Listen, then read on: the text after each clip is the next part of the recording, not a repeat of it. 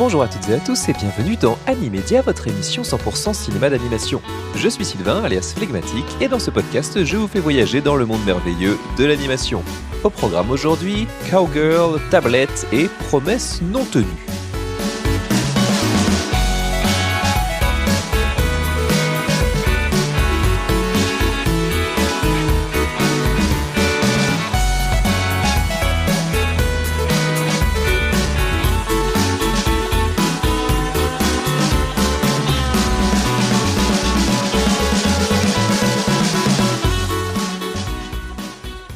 Bonjour les Rangers, ici Star Command. Votre mission dans cet épisode est d'analyser le nouveau film Pixar qui sort ce mercredi 17 juin et je vais arrêter là toute tentative d'imitation nulle de Richard Darbois pour vous parler, vous l'avez compris, d'une des sorties les plus attendues de l'année, le deuxième film Pixar de 2026, c'est bien sûr Toy Story 5. Et oui, encore un nouveau Toy Story, 31 ans après le premier, désolé pour le coup de vieux dans la tronche, et 7 ans après le quatrième épisode, un cinquième opus qui voit Woody, Buzz et Jessie se confronter aux nouvelles technologies en affrontant une méchante tablette en forme de grenouille. Alors on va attaquer assez rapidement cet épisode, mais avant ça je vous fais un rappel de la structure.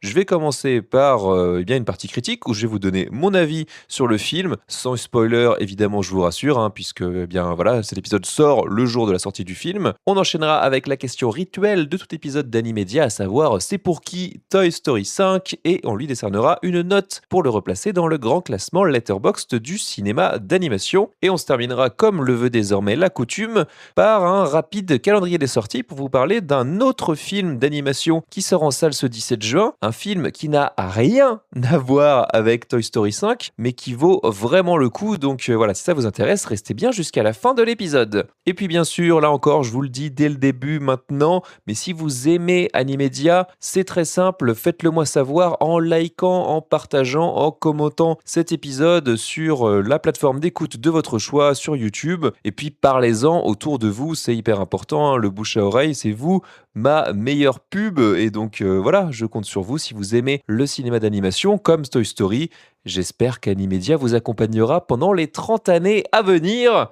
Allez, l'introduction est faite, alors sortez votre tablette et foncez vers l'infini et au-delà. Fourchette, acceptez-vous de prendre Karen Beverly pour légitime épouse? Je vous déclare maintenant couvert pour la vie. Qui a empoisonné la demoiselle d'honneur? Bonnie, il y a un colis pour toi. Merci, merci. Bonjour, je suis Lillipad. Jouons ensemble. C'est l'extinction. Ça recommence. Bonnie, le temps d'écran est terminé. D'accord. Il faut que je te parle, machine. Appelle-moi Lily. Avec les jouets, on a passé tout l'été à aider Bonnie à se faire des amis. Oui. Et toi, t'es venu tout gâcher avec des... Je vois. Et tu m'écoutes même pas. J'écoute toujours tout. Regarde, Avec les jouets, on a passé tout l'été à aider Bonnie à se faire des amis. en espagnol. Con los juguetes nos pasamos todo el verano ahí. Proms pour étranger dans le placard. Buzz, Woody, Jessie et leur bande voient leur vocation remise en question lorsqu'ils se retrouvent face à Lillipad, une tablette éducative connectée en forme de grenouille. Dotée des dernières technologies de pointe, elle arrive avec des idées bien arrêtées sur ce qu'il convient de faire pour le bonheur des enfants. Et si les moments de détente de la jeune Bonnie venaient à évoluer, que leur arriverait-il ? Toy Story 5 sort ce mercredi 17 juin 2026. Il est réalisé par Andrew Stanton avec Kenna Harris à la co-réalisation. Le film est écrit par Andrew Stanton et Kenna Harris. La musique est de Randy Newman. Il est produit par Pixar Animation Studios, distribué par Walt Disney Studios Motion Pictures. Au casting VF, on retrouve notamment Barbara Tissier, Jean-Philippe Puy-Martin et Richard Darbois dans les rôles de Jessie, Woody et Buzz, accompagnés pour cet épisode de Laurent Felpin, Marine Leonardi, Jean-Pascal Zadi et Jonathan Cohen. Alors je l'ai dit en introduction de cet épisode, Toy Story c'est une franchise qui a 31 ans désormais aujourd'hui, et donc avant d'attaquer quand même l'analyse de cet épisode 5, faut que je vous parle un tout petit peu de mon relationnel avec cette franchise. Je suis vraiment de la génération Toy Story Pixar, puisque je suis pas loin d'être aussi vieux que le premier Toy Story, et j'ai le souvenir d'avoir découvert le premier d'ailleurs. Est-ce que c'était le premier ou est-ce que c'était le deuxième? Je crois que c'était le premier par rapport aux dates et aux vagues souvenirs que j'ai dans ma mémoire. Mais c'était un soir chez des amis de mes parents. Je pense qu'ils avaient la VHS à l'époque. J'ai le souvenir d'avoir été vraiment scotché par ça. Je me souviens pas du film en tant que tel. Je l'ai redécouvert par la suite. Mais j'ai vraiment souvenir de quelque chose que je n'avais encore jamais vu avec mes yeux d'enfant et qui m'avait vraiment laissé une super impression. Je n'avais pas non plus les films à la maison. J'avais pas les cassettes. J'ai pas eu les DVD par la suite. Mais je pense avoir réussi à tous les voir au fil des rediffusions télé. Peut-être même que le deuxième qui est sorti en 2000, il a dû être diffusé ensuite sur Canal+, ou quelque chose comme ça. Enfin, en tout cas, je sais que c'est vraiment des films avec lesquels j'ai grandi, que j'ai vus plusieurs fois et qui m'ont même poursuivi ou qui m'ont même accompagné bien au-delà des films, puisque je sais que j'avais le jeu Toy Story 2, par exemple, sur PC. Mais voilà, pour dire que c'était quelque chose qui faisait quand même partie de mon imaginaire et d'une manière générale, c'était des personnages qui m'ont accompagné, qui ont vraiment fait partie de ma culture, avec des refs aussi. Combien de fois j'ai ressorti le coup du grappin. Enfin voilà, c'est vraiment des choses avec lesquelles j'ai grandi et auxquelles je suis pas mal attaché finalement. J'ai l'impression que c'est pas le cas de tout le monde, mais en ce qui me concerne, beaucoup. Et puis ensuite le 3, c'est pareil, j'ai pas souvenir de là où je l'ai vu qu'il est sorti en 2010, je sais où j'étais à cette époque-là, je vois pas comment j'aurais pu le rater en salle, donc je pense que je suis allé le voir en salle à ce moment-là. Et là c'est pareil, j'ai vraiment un souvenir très très fort du film que j'ai revu plusieurs fois ensuite, mais c'était quand même là encore un bon petit choc, et pour moi c'était tout simplement la conclusion parfaite à cette trilogie-là. Ça se terminait, je ne sais pas si je peux encore vous le spoiler ou s'il y a prescription, mais enfin, en tout cas, voilà, on arrivait au bout de l'arc d'Andy, qui est l'humain auquel appartiennent Woody, Buzz et les autres jouets. Et on avait une passation, on passait à une génération suivante, qui est celle de Bonnie, qu'on retrouve donc dans cet épisode 5, qui était déjà là dans le 4. Et d'ailleurs, cet épisode 4, qui était sorti 9 ans après le troisième, il s'était déjà passé 10 ans entre le deuxième et le troisième. On a tendance à l'oublier, mais voilà, c'est pas une trilogie qui coulait de source non plus, hein.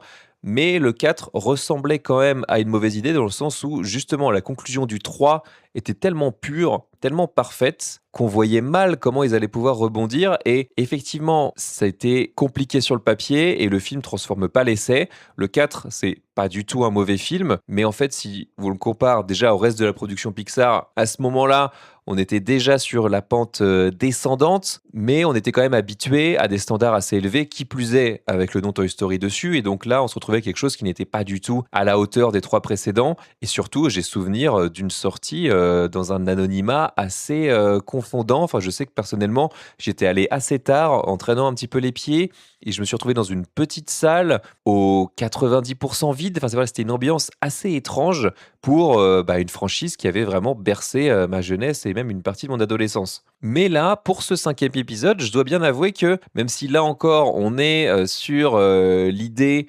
du Pixar de ces dernières années, j'en ai suffisamment parlé, je pense, dans ce podcast, avec des productions qui sont à la fois des idées originales, qui récemment ont eu un petit peu du mal à convaincre, hein. On pense à Elio, on pense à Élémentaire, on pense aux films qui ont été malheureusement un petit peu bazardés sur Disney+, mais voilà, qui n'ont pas eu le succès escompté. Et puis d'un autre côté, se baser sur des franchises déjà existantes. On l'a suffisamment dit, Les Indestructibles 2, Vice Versa 2 est évidemment le meilleur exemple pour ça, puisqu'il est en plus cartonné au box-office. Et donc, il y a quand même l'idée d'essayer de faire revenir du monde en salle, de se refaire de l'argent, tout simplement, avec des franchises déjà bien installées. Mais là, je trouvais que, contrairement aux 4, il y avait une idée forte tout de suite, qui était celle de confronter les jouets de la franchise, hein, ceux auxquels on est habitué, et qui sont maintenant des jouets à l'ancienne, hein. Woody, il a une petite manivelle pour faire du bruit. Buzz, c'est pareil, c'est pas un jouet du tout technologique, et justement, de les confronter à un mot qui est très prégnant dans le langage aujourd'hui, la tech au sens large, qui se retrouve incarnée dans cet épisode par donc cette tablette grenouille qui s'appelle Lilypad et qui va devenir le nouvel antagoniste, avec toujours cette menace qui plane sur les jouets depuis un petit peu le début, ce d'être remplacé par le nouveau gadget, la nouvelle technologie à la mode. C'était déjà un petit peu le sujet du 1, puisque Woody était déjà un cow-boy qui représentait quand même un ancien temps et arrivait un ranger de l'espace qui représentait la science-fiction, la modernité. Il avait des boutons sur lesquels appuyer pour faire de la lumière. À l'époque de la sortie du premier Toy Story, c'était Buzz l'éclair qui incarnait cette modernité et on se rend bien compte qu'évidemment 31 ans ont passé et puis voilà, la technologie a évolué et même ce qu'on propose aux enfants ou ce sur quoi ils passent le plus clair de leur temps a aussi évolué. Donc je trouvais que c'était plutôt logique finalement de s'attaquer à ça, avec quand même une question qui restait en suspens. Comment est-ce que Pixar allait pouvoir traiter de ce sujet-là alors même que l'existence du studio repose sur une révolution technologique? Je vais pas vous faire tout le rappel historique de l'existence de Pixar, mais au moment où ça se crée, au moment où Pixar arrive dans le monde du cinéma d'animation 3D, c'était justement une révolution de pouvoir faire ces films entièrement en images de synthèse, avec en plus un rendu entre guillemets photoréaliste, mais qui essayait de faire en sorte de reproduire la texture plastique sur les objets, sur les jouets, pour les différencier du reste des personnages, enfin en tout cas de recréer ces mondes virtuels à base de ces nouvelles technologies. J'ai déjà parlé dans l'épisode précédent sur The Amazing Digital Circus de la révolution Silicon Dreams, de toutes ces cartes graphiques qui permettaient de faire maintes et maintes choses plus ou moins expérimentales. Pixar, il y a 30 ans, on était clairement dans l'expérimental et c'était la révolution technologique. Donc ça paraissait assez compliqué finalement, maintenant que j'y pense, c'est un peu la réalisation que j'ai eue après coup sur le film, ça paraissait compliqué pour Pixar d'avoir un regard véritablement critique sur la technologie au sens large. Encore une fois, les Américains ont ce mot qu'on utilise assez peu, nous, mais ils parlent de the tech pour à regrouper à la fois les avancées, l'innovation et même d'une manière générale le monde, les entreprises, les entrepreneurs, etc. Donc Pixar est né de cette tech, d'autant que on connaît aussi le rôle de Steve Jobs dans la création de Pixar. Je vais pas vous refaire là encore l'affront de vous présenter qui est Steve Jobs, mais finalement, si on en arrive aujourd'hui à mettre des tablettes dans les mains de nos enfants pour les éduquer ou pour faire passer le temps, c'est aussi grâce ou à cause de lui. Donc en fait, il y a beaucoup d'imbrications là-dedans. Et là où peut-être moi, je pense que j'attendais un regard critique avec mes propres biais que vous connaissez probablement sur tout ce qui touche aux nouvelles technologies et à l'intelligence artificielle en premier lieu, eh bien finalement, après coup, je me rendais compte qu'on se retrouvait face à une espèce d'équation insoluble où finalement, non, Pixar, c'est un enfant de tout ça. Et encore une fois, je parle de Pixar au sens large. Évidemment que les gens qui étaient là il y a 30, 40 ans, au premier temps du studio, ne sont pas forcément les mêmes qu'aujourd'hui, sauf quand justement tu ramènes Andrew Stanton pour réaliser ton film, qui pour le coup a été impliqué sur tous les Toy Story d'une façon ou d'une autre. Et bien là, il se retrouve pour la première fois en réaliser un. Et ouais, lui aussi, finalement, c'est un descendant de toute cette génération de gourous des nouvelles technologies. Donc, est-ce que le combat, en tout cas ce que moi je considère comme le combat, il n'était pas un petit peu perdu d'avance? Est-ce que, là encore sans spoil, le méchant désigné de l'histoire n'allait pas vraiment pouvoir le rester? Parce que sinon ce serait quand même se tirer un peu une balle dans le pied, vous croyez pas? Est-ce qu'on a vraiment envie de désigner comme ennemi la technologie qu'on met dans les mains de nos enfants? Mais dans ce cas-là, qu'est-ce qu'on fait des films que nous on produit? Est-ce que ça devient aussi quelque chose qu'il faudrait éviter de montrer aux enfants? Donc voilà, tout ça est un petit peu compliqué, d'autant que Pixar, mais encore plus Disney, est à fond dans la tech, l'IA d'une manière générale. Vous avez peut-être vu passer ce partenariat qui avait été signé en début d'année entre Disney et Sora, avec un deal sur 3 ans pour utiliser ces personnages dans cette appli qui n'existe plus d'ailleurs, il faut bien le rappeler, cette appli qui était un réseau social de vidéos d'IA générative. Et donc en gros, Disney a dit banco, allez-y, utilisez nos personnages pour faire tout et n'importe quoi, avant donc que l'application soit fermée parce que juste ça coûtait beaucoup trop cher à OpenAI. Mais voilà, Disney se lance à fond là-dedans. Donc comment est-ce qu'on finalement on pouvait attendre un regard critique de leur part sur ce sujet-là? Voilà, ce préambule pour pas trop parler du film, mais un petit peu quand même, puisque vous l'avez peut-être compris en filigrane, je vais arriver très rapidement et je vais commencer cette critique par ça, à ce qui est pour moi le gros point noir de ce Toy Story 5, c'est que justement ce sujet des nouvelles technologies, de la manière dont elles arrivent dans nos vies, dans la manière dont elles influencent nos enfants, mais même au-delà, eh bien ce sujet-là, il est pas du tout traité, ou alors il est complètement escamoté. Je vais pas, bien sûr, vous spoiler le film comme je l'ai déjà dit, mais juste, je vais quand même vous sortir cette phrase qui vraiment m'a fait, c'est même pas rouler les yeux au ciel, c'est qui m'a fait vraiment me serrer très très fort les accoudoirs dans la salle.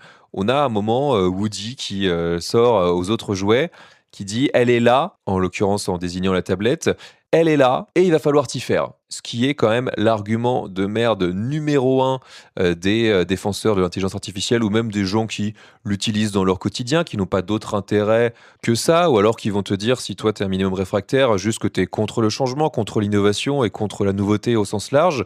Voilà, elle est là et puis bah deal with it et voilà, et c'est tout. Bah non en fait, il faut réussir à créer un petit peu plus d'esprit critique que ça. Tu peux pas te contenter de ça comme propos sur un tel sujet.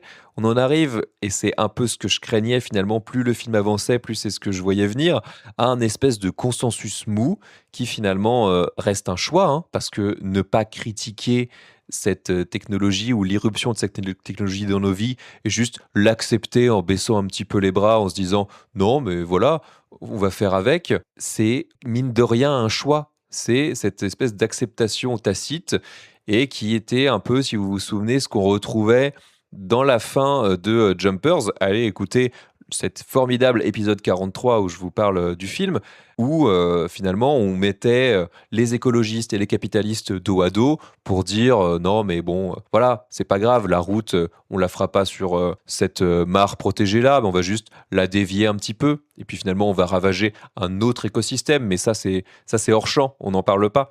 Et bon, là où Jumpers avait pour lui d'être un film beaucoup plus innovant et drôle et surprenant avant ça, eh ben, Toy Story 5, lui, n'a pas cette excuse-là. Donc non seulement je trouve qu'il échoue dans le sujet qu'il amène lui-même, mais en plus, avant ça, c'est pas tellement satisfaisant. Alors je vais essayer de structurer ça un petit peu. Donc c'est assez dur quand même de pas spoil, mais en gros, le point de départ de toute cette histoire, c'est que pourquoi est-ce qu'on donne donc cette tablette maléfique à Bonnie? C'est parce que le point de départ, c'est que Bonnie n'arrive pas à se faire d'amis parce que elle joue avec des jouets là où les voisins, c'est uniquement ses voisins d'ailleurs, hein, c'est les seuls qui comptent visiblement dans l'histoire. Ses voisins, eux, la dédaignent et puis ce sont les jouets qui se rendent compte que finalement ils sont scotchés sur leur portable et puis ils se rendent compte globalement que dans le quartier autour d'eux, tous les enfants sont soit sur un ordinateur, soit sur une tablette, soit sur un portable et que donc ils ne jouent plus. Ils ont perdu le goût du jeu avec des jouets physiques, contrairement à Bonnie qui donc se retrouve exclue. Et ça, c'est une réalisation déjà qui est faite, c'est les jouets qui se rendent compte dans une autre scène et pourtant la suite, c'est que ce sont les parents qui eux-mêmes finissent par se laisser convaincre par une pub qui leur dit qu'en gros, avec cette donc tablette magique, les enfants vont pouvoir se faire des amis parce qu'en fait, cette tablette fonctionne aussi comme un réseau social. Donc un réseau social d'enfants de moins de 10 ans, tout est normal. Et que voilà, c'est la solution qu'ils ont trouvée pour qu'elle se fasse des amis. Pas de lui en parler, pas de voir comment ça se passe à l'école, pas de l'amener, je ne sais pas, faire une activité pour rencontrer d'autres gens. Non, non, tout de suite, c'est voilà la solution. Donc on est quand même sur des parents qui ont complètement renoncé, qui parlent pas avec leurs enfants. Enfin, le point de départ est quand même assez curieux, mais bon, allons-y. Il faut bien trouver une manière d'introduire cette tablette, même si je trouve que ça se fait à une vitesse mais disproportionnée, je trouve. Donc déjà, j'ai un petit problème avec le point de départ, mais là encore, je vous arrive grosso modo à la conclusion sans vous lister toutes les péripéties. Ça serait un petit peu fastidieux et puis je vais pas vous raconter tout le film. Mais la conclusion, c'est que la tech en soi n'est pas mauvaise, mais ce sont les gens. Il y a les bons enfants, en l'occurrence ceux qui jouent avec Bonnie, qui est donc cataloguée comme un petit peu différente, mais il y a encore des enfants qui fonctionnent de cette manière-là. Et il y a les mauvais enfants, c'est-à-dire ceux qui restent sur leur écran, ceux qui se moquent d'elle. Et donc, voilà, on reporte encore une fois le doigt sur la responsabilité individuelle. Ce sont, voilà, il y a des bons, il y a des mauvais, il faut juste les trouver, il faut faire un petit peu le tri là-dedans. Et on pointe pas du tout du doigt la manière dont la technologie prend une place de plus importante dans nos vies, qui fait en sorte que cette technologie prend de la place dans nos vies, pourquoi est-ce qu'ils ont intérêt à faire ça? Non, non, c'est vraiment juste à l'échelle des comportements individuels, et puis voilà, débrouillez-vous avec ça.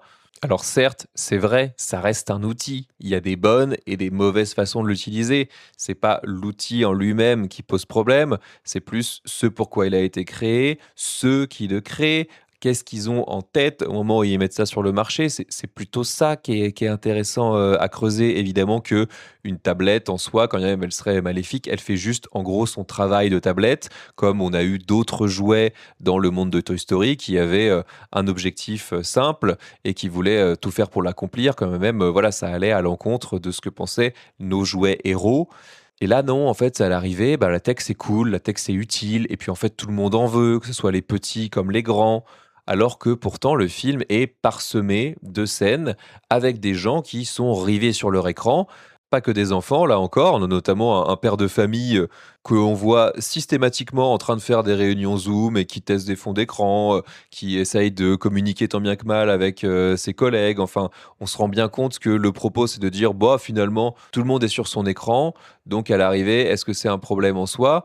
Bah, quelque part, un petit peu oui, ou en tout cas, tu peux pas juste déclarer cet état de fait et puis ne rien y faire, ne pas le résoudre ou ne même pas essayer. En fait, c'est ça le truc, encore une fois, c'est que je trouve que ça n'essaye rien, ça ne propose pas de solution et autre que bah de toute façon c'est là et puis faisons avec. Vous avez compris que voilà, j'ai un petit peu du mal avec ce genre de consensus mou, on y revient, de non-choix. En plus de ça, je trouve que le film traite moins de ce qui est quand même son sujet central, de cette tablette, de ces nouvelles technologies, avec le côté réseau social, chat, rendez-vous à heure fixe, le fait que ça prend énormément de temps disponible, que vraiment Bonnie, à peine elle l'a acheté, elle y passe toute sa journée, toute sa nuit, elle se réveille le matin, son réflexe, c'est tout de suite de choper sa tablette qui est sur sa table de chevet, exactement comme nous, on a le portable à côté, et c'est pareil, un des premiers réflexes qu'on a, c'est de prendre notre portable le matin. Et je dis ça, c'est le mien aussi. Donc, c'est pour le coup, ça fonctionne bien. Mais à la place, le film part dans une autre direction. Et finalement, on va passer moins de temps avec cette Lilypad qu'avec trois jouets électroniques, plus des gadgets en fait, hein, qui représentent un peu les débuts de la tech des années 2000 finalement, qui sont des genres de gadgets qu'on va offrir à des enfants ou que on va acheter dans un objectif très précis. Finalement, on va se servir pendant quelques mois et qui vont être très vite ringardisés par justement le smartphone et des nouveaux objets technologiques qui regroupent tout ça en un. C'est-à-dire qu'il y a en gros un GPS, un appareil photo et un espèce de boîtier bizarre qui est censé aider les enfants à aller aux toilettes. Bon, déjà, le GPS et l'appareil photo, on comprend bien qu'on peut regrouper ça, en l'occurrence dans la tablette, dans un smartphone, et donc tout de suite, ils deviennent obsolètes. Mais en fait, ces jouets-là, qui sont pas vraiment des jouets d'ailleurs, qui sont plus vraiment encore une fois des objets électroniques, ont plus de place dans le film que Lilypad, en plus d'être pas super cohérents par rapport à l'âge des enfants. Enfin, ce sont des trucs qui ressemblent à des objets que j'ai pu avoir moi il y a 10 15 ans. Alors que là, le film se passe dans le présent avec cette amie de Bonnie qui doit avoir 9 ans, 9 ans et demi, je crois. D'ailleurs, il y a un problème avec ce personnage, elle fait beaucoup plus vieille que ce qu'on nous dit qu'elle a. Donc en fait, je vois pas trop dans quelle temporalité on a pu lui offrir ces objets-là. Enfin bref, il y a quelque chose qui colle pas trop là-dedans. Et en plus, c'est amalgamer, confondre des objets qui sont pas du tout du même ordre. C'est-à-dire, c'est comme si on comparait un appareil photo jetable à un smartphone dernier cri. Et pour dire, voilà, c'est la tech. Alors oui, il y a eu un moment où l'appareil photo jetable, ou en gros le BlackBerry, ça a été le summum de l'évolution technologique. Mais on peut pas mettre ça aujourd'hui sur le même pied et dire, finalement, voilà, la tech, ça a du bon. Ces objets-là, en fait, qui ont été mis au fin fond d'un tiroir, dont on sait même plus si on a les piles, si on a les câbles, eh bien finalement, ils peuvent encore être utiles. Ils sont pas si has-been. Ouais, mais c'est pas tellement ça le sujet du film. Enfin, c'est pas là-dessus qu'on t'attend, film. On s'en fiche finalement un petit peu de ces objets. Et en plus de ça, l'autre problème que j'ai eu, c'est que 2 sur 3 sont doublés par Jonathan Cohen et Jean-Pascal Zadi. Et parce que j'ai vu le film en VF, je suis allé à une projection presse où voilà, c'était une projection presse familiale dans une très grande salle où voilà, l'idée c'était de montrer le film à un public familial justement. Et donc dans ces cas-là, le choix de la VF est assez logique. Mais pour moi, donc ce doublage, Jonathan Cohen, Jean-Pascal Zadi, on les voit et on les entend tellement partout que j'avais l'impression d'être dans une comédie française de plus et pas du tout dans un Pixar ou dans un Toy Story. Je voyais plus le personnage, je les voyais eux. Et là, bon, j'admets, hein, c'est un point de vue qui est très personnel. Un enfant, lui, il aura pas du tout, cet affect, ce référentiel-là. Mais moi, en l'occurrence, j'ai déjà, pas mal d'éléments qui me font sortir du film à ce moment-là. Mais en plus de ça, on me met des voix aussi facilement, reconnaissables. J'avoue que j'ai beaucoup de mal et d'une manière générale, j'ai un peu du mal avec, ces doublages français avec des acteurs, aussi identifiés d'une manière générale qu'on voit un petit peu partout. D'autant que, eh bien, autant on a le doublage historique, hein, dont j'ai parlé en début d'épisode, mais notamment, Richard Darbois, c'est un peu moins vrai pour les autres. On sent quand même que l'âge est passé par là, quoi. Même au niveau de la voix, on sent qu'il y a un ton un peu plus, vieillissant, alors qu'on est sur des personnages, par définition, intemporels, puisque ce sont des jouets, les personnages ne vieillissent pas. Mais la voix, oui, et ça se sent et ça m'a rendu un petit peu triste, je dois bien l'avouer, parce que je me suis confronté à quelque chose auquel je n'avais absolument pas envie de penser jusque-là, à savoir la mortalité de Richard Darbois. Et non, ça, je n'ai pas envie d'y penser. Pas tout de suite. Je ne suis pas prêt pour ça. Mon cœur est trop fragile pour ça. Donc voilà, c'est finalement un film qui m'a touché là où il ne le voulait pas et qui a raté ce qu'il a essayé de faire. Bon, maintenant que j'ai dit tout ça, je vais quand même essayer de remettre les choses un petit peu à l'endroit, de vous parler de l'histoire à proprement parler. Il faut savoir que Toy Story 5, c'est un film qui se centre beaucoup sur le personnage de Jessie. Là où c'est vrai que les précédents parlaient beaucoup de Woody, de Buzz, qui étaient les deux personnages principaux. Là, on a vraiment un film qui est centré sur Jessie et sur Bonnie, donc la petite fille, qu'on voit beaucoup plus. D'ailleurs, on voit beaucoup plus d'une manière générale les humains dans ce film-là que dans les précédents, ce qui est à mon avis aussi un problème, mais ça je vais y revenir. En fait, on a Woody qui revient, puisque là encore sans spoiler la fin de Toy Story 4, mais bon en gros il s'était mis à l'écart des autres jouets, mais il revient comme ça par un tour de passe-passe, parce que juste ils sont en contact via un talkie-walkie entre Woody et Jessie, et on se rend compte que finalement ils ne sont pas si loin l'un de l'autre. Il revient d'ailleurs avec un postulat qui est un peu bizarre, c'est-à-dire qu'en fait c'est un jouet qui a vieilli, mais littéralement, c'est-à-dire qu'en fait il a perdu ses cheveux derrière, ce qui donne une espèce de calvitie, quoi, qui rajoute à son âge. Ça, admettons, pourquoi pas, ça arrive, les vieux jouets, on peut tout à fait les abîmer. Et finalement, en l'occurrence, il a perdu des cheveux, on peut y croire, c'est plutôt drôle.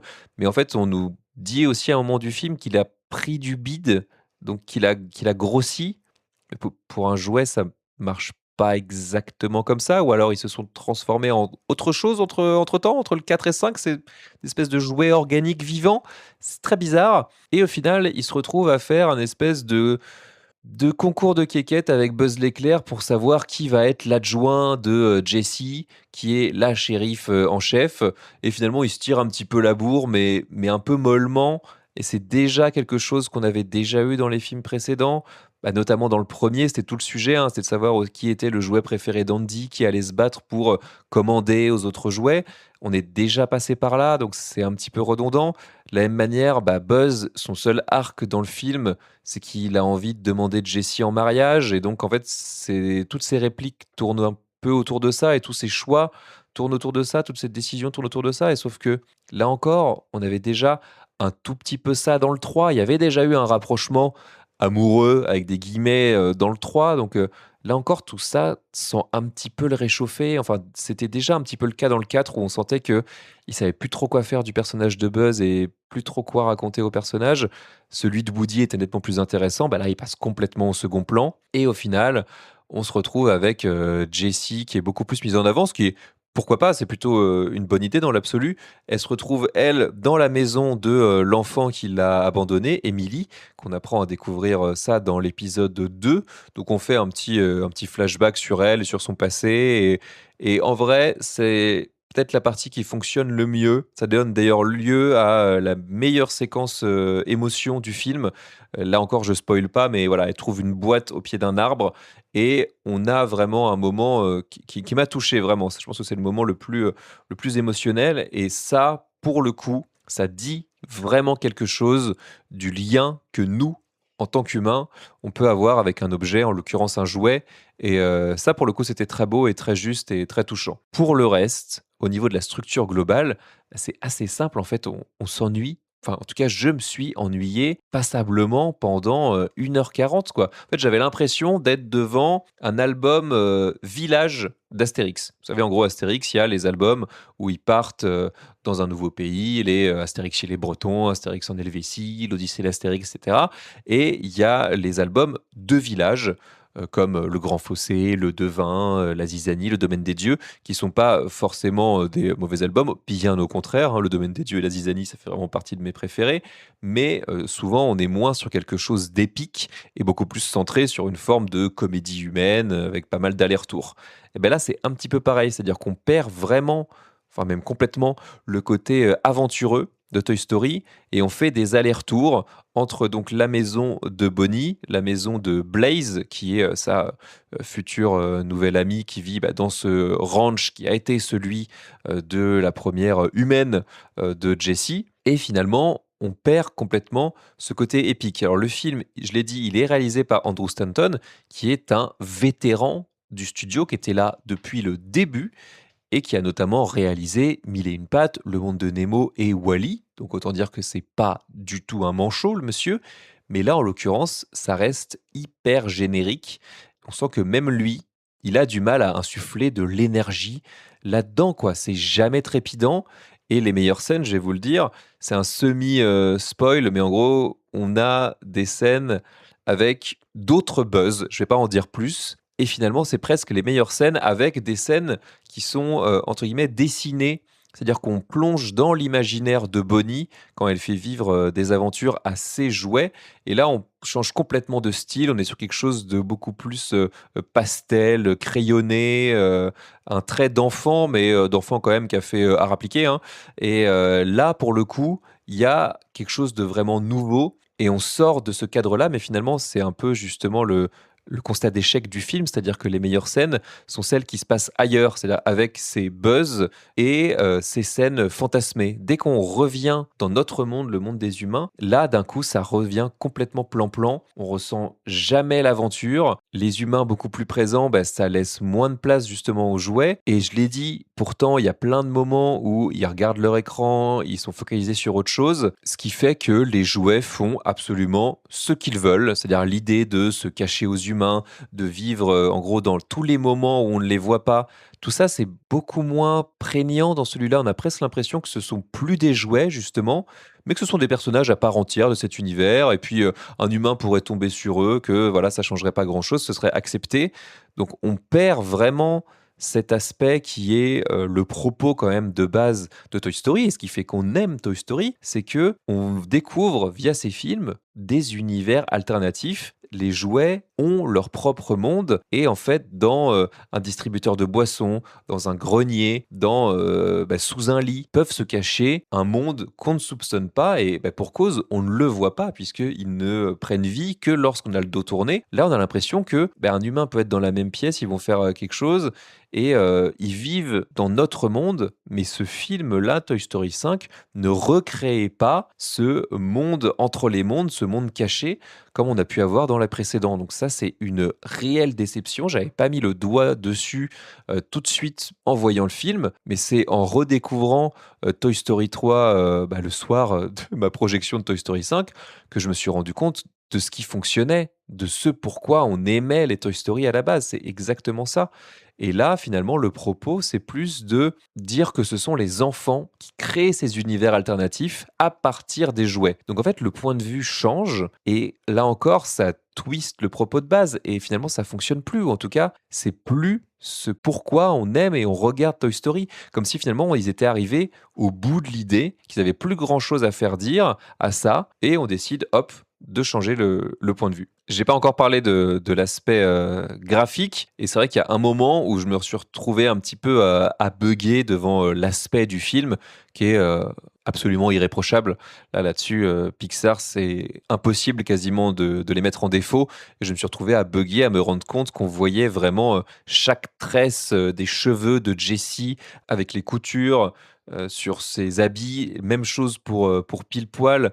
Et c'est vrai qu'on pourrait comme ça disséquer quasiment chaque image. Même je trouve que les humains sont vachement mieux animés, dessinés. Enfin, voilà, le character design est vraiment arrivé à maturité sur celui-là, que ce soit les nouveaux objets, même les nouveaux humains, enfin d'une manière générale, le monde est assez criant de vérité, mais je trouve que justement, le photoréalisme joue presque contre le film. C'est-à-dire que finalement, ces jouets-là, à un moment donné, je me suis dit, mais on dirait plus des jouets, on dirait, Jessie, on dirait une cowgirl à part entière. Pile poil, ce n'est plus un jouet cheval, c'est un cheval. Il y a d'ailleurs une scène assez drôle, pour le coup, qui fonctionne plutôt bien dans le film, où justement Blaze collectionne en fait les chevaux en jouets, et donc il y a un moment donné où les Buzz vont se retrouver là-dedans, et en gros, chacun va devoir monter sur un cheval, et donc on va avoir une espèce de cavalcade comme ça de jouets chevaux, qui sont tous très différents les uns des autres, sauf qu'ils se comportent tous finalement comme des chevaux. Il y a même d'ailleurs une scène qui en fait m'a pas posé problème sur le moment, mais je trouve qu'il ne fonctionne pas dans ce que ça raconte,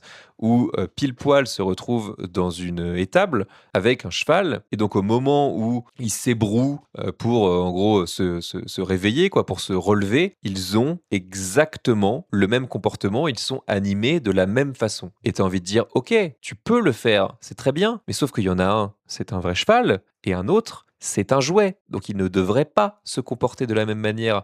Un jouet devrait avoir une démarche de jouet, devrait fonctionner comme un jouet. Et je m'en suis rendu compte en revoyant le 3, la démarche de Woody quand il court, mais c'est du génie, c'est à mourir de rire. Il a cette façon de marcher avec les bras en l'air, façon complètement dégingandée, parce que ses articulations ne fonctionnent pas comme celles d'un humain. Même chose dans le 2, où toute l'idée c'est de le faire passer pour un jouet de collection, où il y a cette scène géniale de restauration, où on voit vraiment l'accent qui a été mis sur le détail, le photoréalisme de la figurine de Woody, mais là c'est pour un propos. Et le moment où Pépite, il me semble que c'est l'antagoniste en gros du 2, met un coup de pioche et déchire la veste de Woody et laisse passer son rembourrage, eh ben là, il a une réalité propre en tant que jouet. On n'oublie pas de nous dire que c'est un jouet. Et là, on veut nous faire passer ces jouets-là pourquoi au final? Pour des personnages réels, comme s'ils étaient vivants. Mais en fait, on n'a pas besoin qu'ils soient photoréalistes ou qu'ils aient les mêmes comportements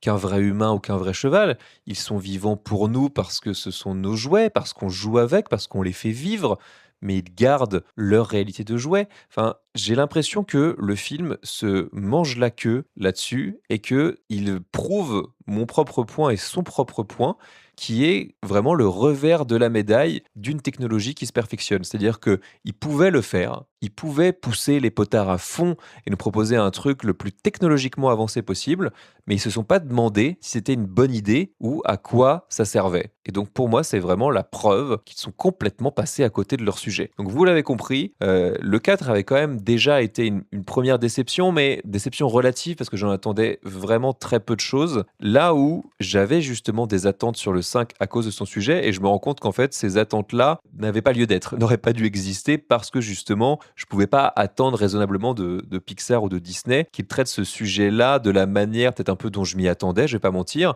mais au final, sans parler de ce que j'aurais aimé voir, même ce que j'ai fini par voir ne peut pas me satisfaire, ne peut pas me suffire. Et donc, je tombe d'encore plus haut parce que je trouve que finalement, il n'y a pas grand-chose à garder de ce film-là. Je l'ai dit, que ce soit en termes d'aventure, d'épique, je vais faire le récap un petit peu plus tard, mais on est de nouveau face à l'épisode le plus faible de la saga.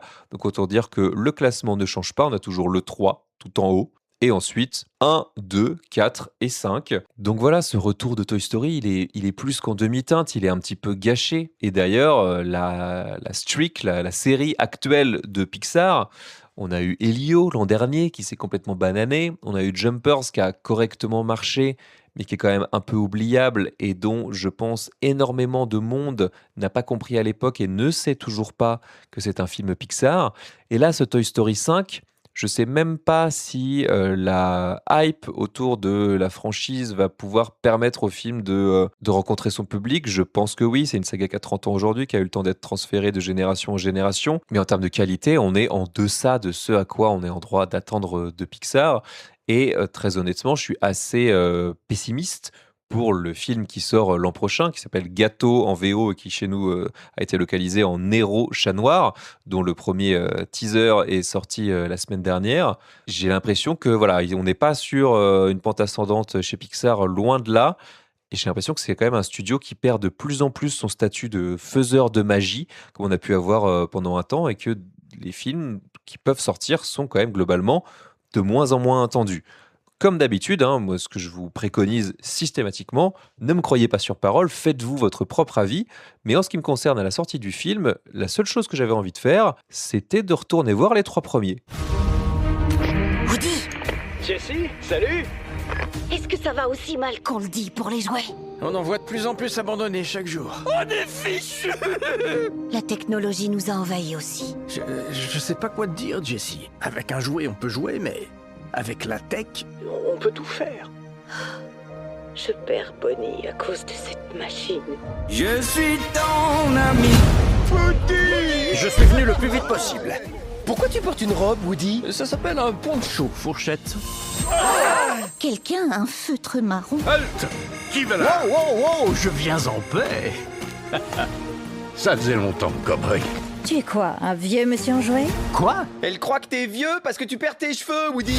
Bonnie a besoin de quelqu'un né au même siècle qu'elle. Adieu les jouets. Ton ami, c'est Il moi. nous faut du renfort. Je suis ton ami. J'y crois pas. Quand tout s'embrouille, Elle s'enfuit, Buzz. on va brouiller loin, très loin. Notre mission sur cette planète est de faire le bonheur d'un enfant. Rappelle-toi ce que ton vieux pote disait. Bonnie a encore besoin de nous. En avant, pile poil. Buzz, reste là, je vais avec eux. Tu crois que j'en suis pas Oui, capable? je suis ton ami. Joli poncho. Que c'est bon de les revoir se disputer. Ça m'avait manqué aussi.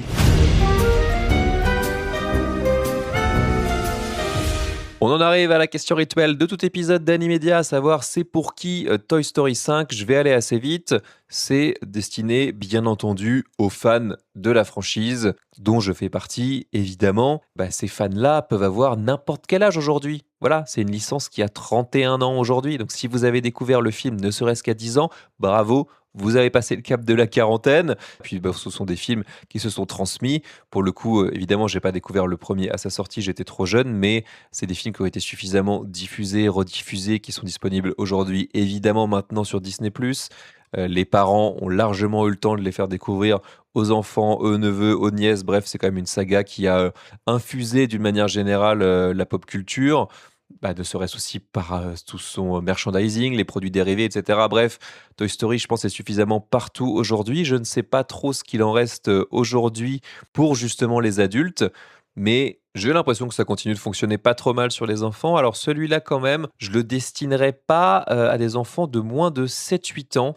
Il y a quand même des moments où ça va assez vite, notamment tout ce qui est d'ordre technologique, les échanges par chat interposé, évidemment la tablette qui pirate les éléments du foyer parce que à partir du moment où on parle de nouvelles technologies, c'est la porte ouverte à toutes les fenêtres, on peut tout faire, ta gueule c'est magique. Et voilà, il y a quand même des moments si on est avec des enfants qui n'ont pas l'habitude, contrairement à ceux du film, des nouvelles technologies, de comment ça fonctionne, de tout cet univers-là. Je pense qu'ils peuvent être un petit peu perdus. Alors, c'est pas forcément central dans l'intrigue, mais voilà, pour moi, en dessous de 7 ans, ça me paraît un petit peu compliqué. Évidemment, si vous avez mis vos enfants devant tablette portable dès leurs 2 ans, là, c'est bon, ils seront pas perdus. Ce n'est pas pour vous, en revanche, si vous n'avez vu aucun des précédents, ou alors il y a longtemps que la nostalgie n'a pas d'emprise sur vous, ou que ça ne vous a pas marqué outre mesure. C'est pas ce film-là qui va vous réconcilier avec la franchise ou qui va vous donner envie éventuellement de combler les trous. Je ne pense pas. Donc même si ça ne garantit pas d'aimer, mieux vaut être fan. Pour ce qui est de la note pour replacer Toy Story 5 dans le grand classement Letterboxd d'Animedia, d'ailleurs allez me suivre sur Letterboxd, le lien est en description de ce podcast, je vais mettre à Toy Story 5 la note de 2,5 sur 5. On est tout juste à la moyenne, malgré tout le négatif que j'ai pu en dire.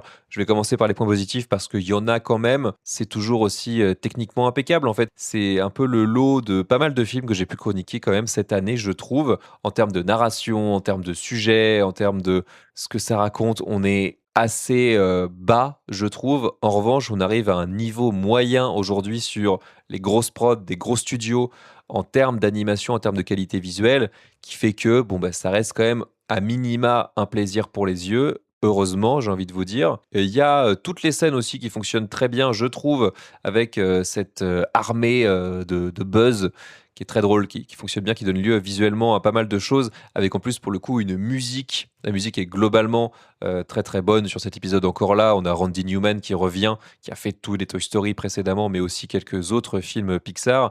Mais la musique sur les scènes des Buzz fonctionne très très bien, je trouve. Les scènes dessinées qui se passent dans l'imaginaire de Bonnie aussi sont très bien. J'ai parlé de cette séquence émotion avec Emily, l'humaine de Jessie, qui fonctionne là encore très bien. Il y a des petites choses à aller piocher, mais pour moi, le cœur du film, et là on arrive dans les points négatifs, fait que je ne peux pas lui pardonner raisonnablement. Voilà, tout le propos autour des nouvelles technologies, je trouve, est complètement escamoté. Je spoil à demi-mot, mais il n'y a pas de vrais méchants. Là où quand même la saga nous avait habitués à des méchants ultra emblématiques.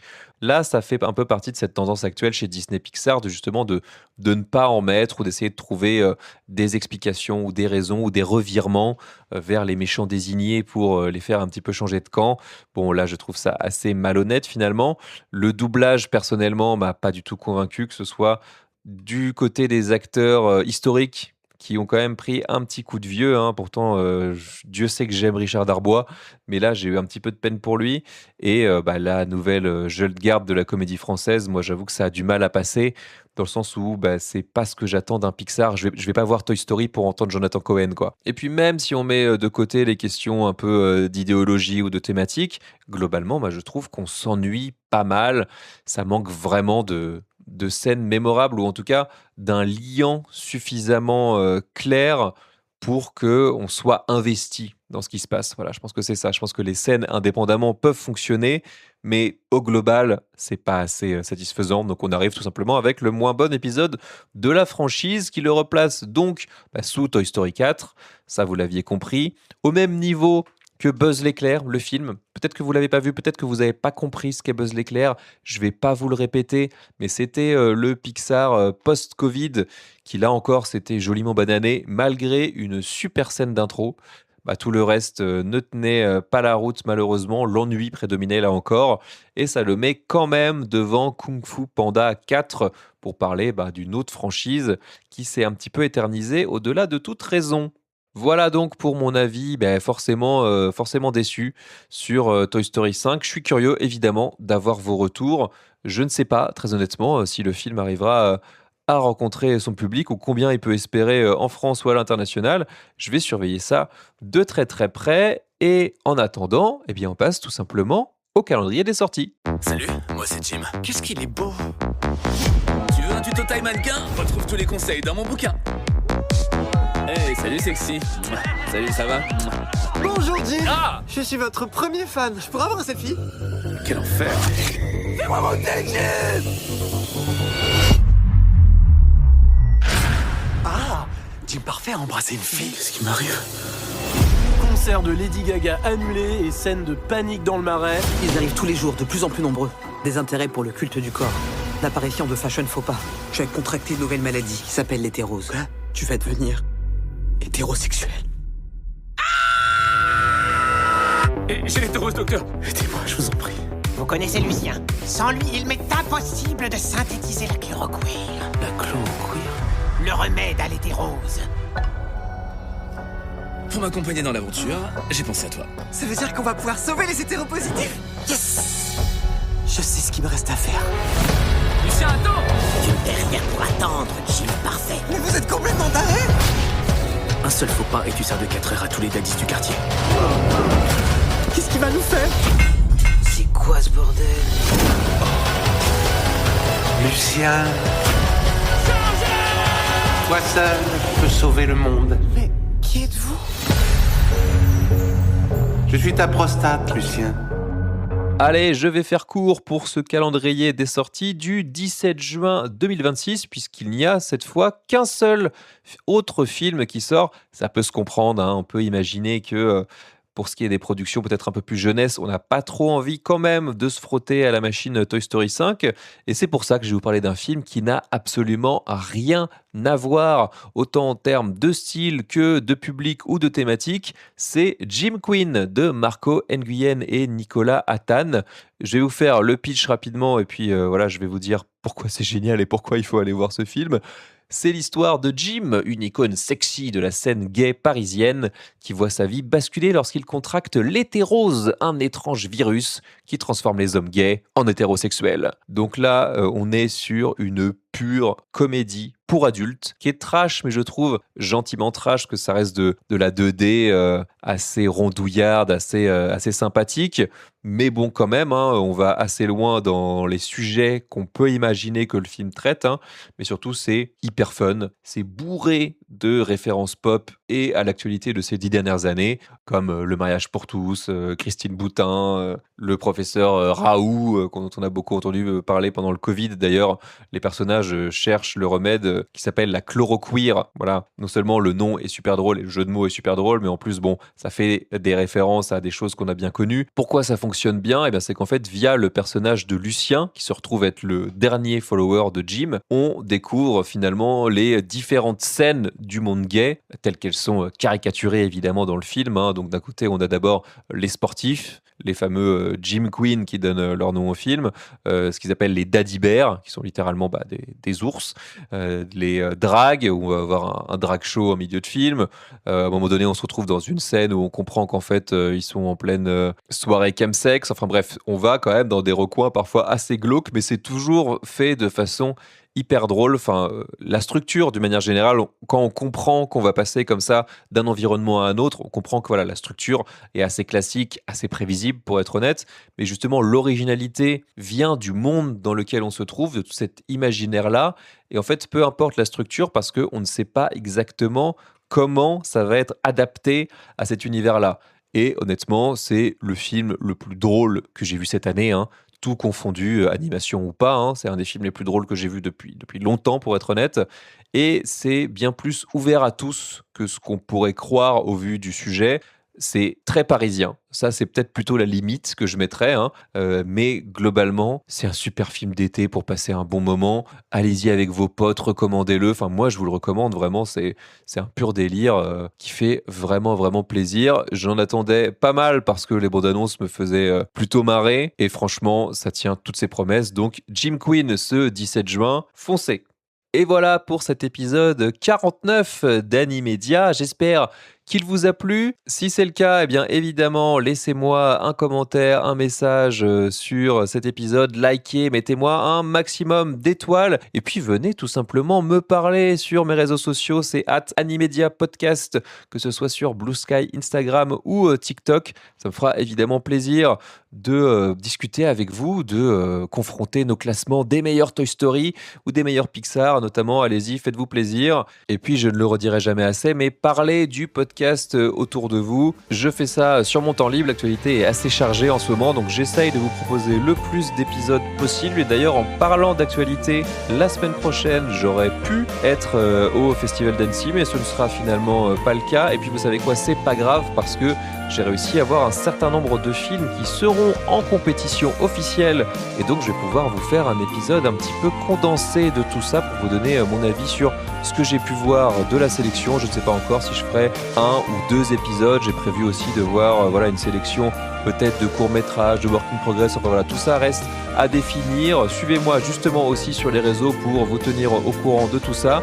Quoi qu'il en soit, que ce soit la semaine prochaine ou la suivante, bien l'actualité du cinéma d'animation continue dans Animedia. Alors d'ici là, portez-vous bien, des bisous et ciao!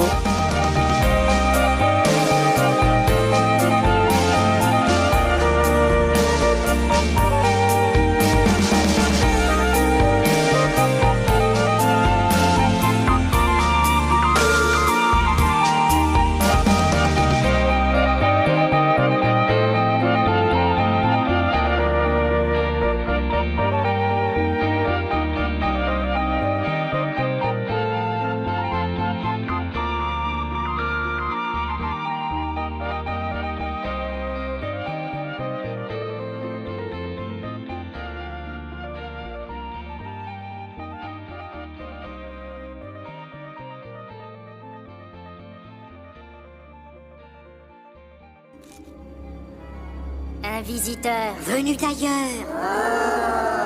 Salutations, je suis Buzz l'éclair, mais je viens en paix. c'est une urgence intergalactique. Je dois détourner votre vaisseau vers le secteur 9. Qui est votre commandant? Le grappin.